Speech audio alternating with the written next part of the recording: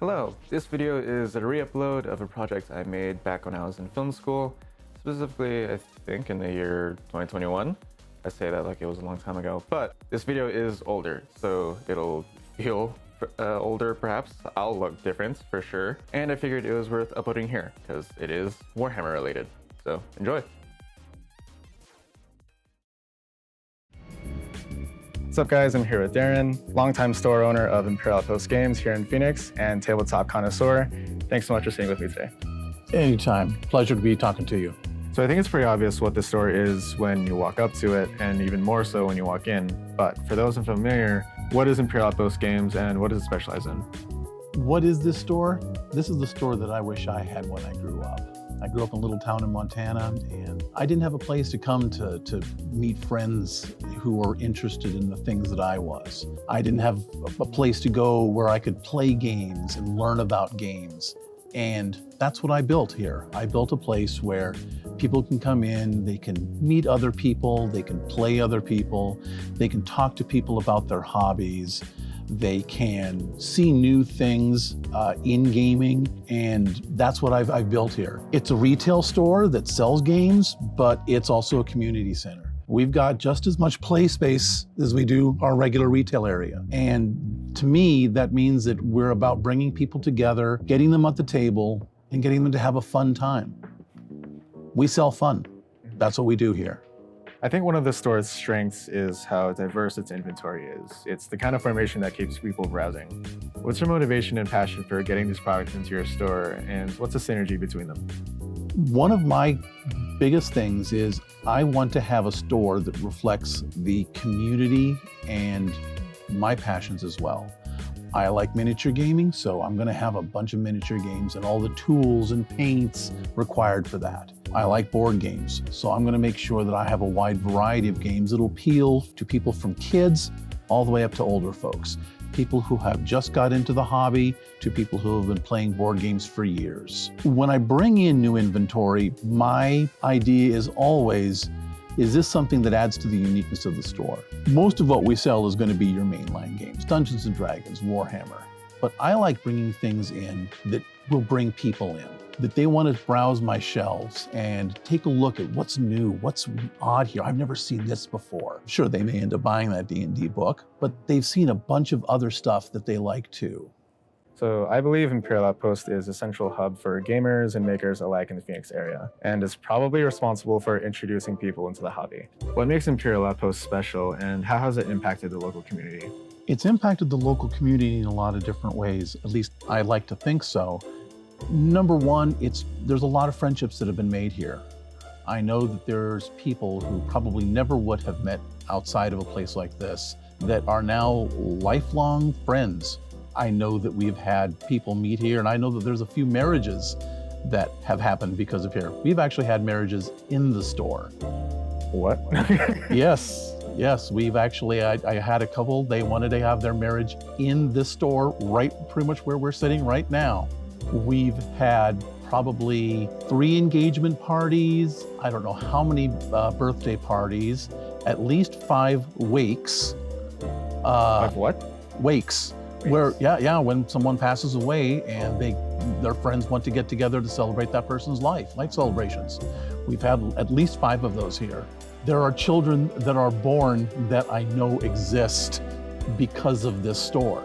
I thought you were about to say children that were born in the store. We have not yet had that. A birth in this store. But I am not going to rule anything out for the future. Okay. But no, I already here first. I know that there's kids, like I say, that have been born because of this store, where their parents met here. I look at that and I'm proud of what I've accomplished with this, with the community, bringing people together. If you can get someone sitting down and getting them to laugh, you know something about them. And that's what community building is. And I'm proud that what we have here has done that. I'm exceptionally proud of this store for that. Now, when talking to others about anything tabletop, the first thought that may come to mind is how expensive it is or how skilled one may have to be to actually do it. What do you have to say to those who are dancing around the thought of getting their first plastic kit or a tabletop game? That's a big concern, and it's something that a person who does what I do has to learn. We have to teach people how the price of the hobby works and how the skill of it works. And one of the things we try to let people know is, first off, no hobby is cheap. There is a degree of sticker shock on many of the prices. I'm not gonna lie, like I say, it's sometimes even when we're pulling out our products to order, we're like, how much is this? We try to couch it in terms of other entertainment. How much does it take to take your family out to a movie? Well, that $50 game is a half of that, and you'll get several replays out of that. So that cost per experience is lower. There's a phrase that Oscar Wilde said, I believe it was him. It says, we know the price of everything but the value of nothing. As far as skill goes, we just have to teach people that everyone starts at the same point, 0.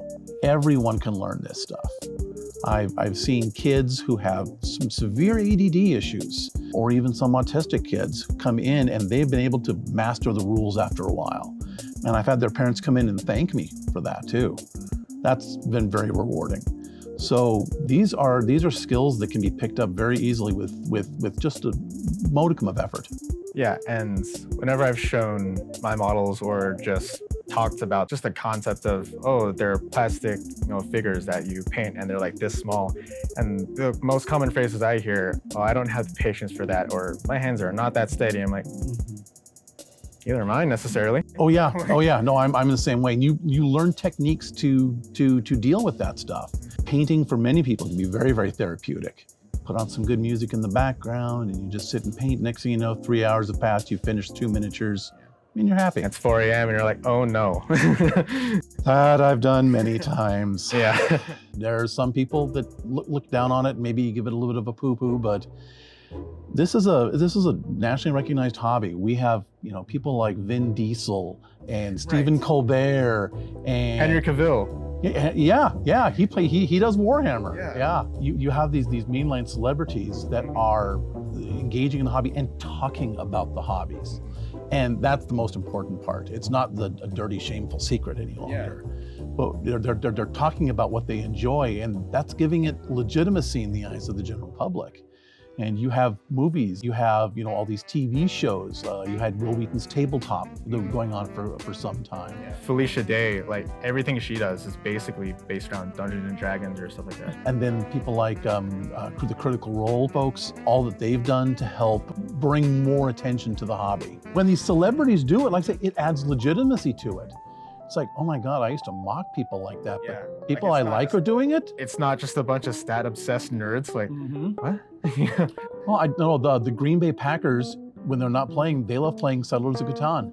Yeah, they regularly get together and do team games of Settlers of Catan, the board game. So it's all over there. It's all out there. So over the years, you've seen the rise in popularity in tabletop gaming with platforms like YouTube and Twitch paving the way for creators and gamers of all kinds. What was the tabletop scene like before its inception on the internet compared to what it is now? The tabletop scene before the internet was a lot more fragmented than it is right now. You had individual pockets of people who didn't really have a ton of communication with each other. But one of the biggest things it did is it made the gaming communities larger and realize that they weren't just little pockets of islands of people, that there was lots of other people out there doing things. In the old days, the most communications you'd have with other gamers was either at a convention, but now you have people making internet videos, YouTube videos, Twitch videos, you have live play happening. And that wealth of knowledge is just amazing. It's really spurred the art form forward. There was another YouTuber who said something that I thought was really interesting, is that every major revolution of an art form is preceded by a technological revolution. You don't get the Renaissance masters until you get the really vibrant paints. You don't get the Beatles until you get multi-track recording. You don't get Jimi Hendrix until you get the electric guitar. And now that we have streaming technology that is reliable, the internet speeds are there, we've seen another revolution of the art form in like the live plays. If it wouldn't have been for that, I think the gaming industry would have been seriously hurt during this pandemic. The pandemic really spurred a lot of creativity amongst people. So that was really, really nice to see. Aside from the obvious, of course. It is a little unfortunate though, that it took a pandemic to make it more prevalent. Very, very much so. And my heart goes out to everyone who's lost anyone during this horrible, horrible time. But I'm glad to see that, while people were engaged in these struggles, that they used the time to do some good things. And a lot of people have gotten into the hobby just because they saw some internet videos. It's like, why is this all stuff coming across my feed? I might as well check it out. Hey, this looks interesting. So yeah, I've gotten several customers that have come in because they saw videos on the internet during the pandemic. Now, you've had this store and worked with the people here for so long. How has it impacted your life, and what do you see in its future? My life is so much richer because of this place. I was doing a job that I really didn't want to do before I opened this place up, and the best people in my life I have met through this store. I have made friends those friendships will last a lifetime. People that I call brother and sister now. It's allowed me to grow as a person and to mature when I needed it. It has, of course, provided a roof over my head, but it gives me the satisfaction knowing that I'm doing something to help people. I'm helping people have fun, because in this day and age, we need some of that in our lives. And I get to assist in that, and that's such a good feeling for me to have. Where do I see it going in the future? I don't 100% know what's going to happen in the future, but I want to still be here selling games, letting people come in, play games, and offering a place that the community can get together and be a community.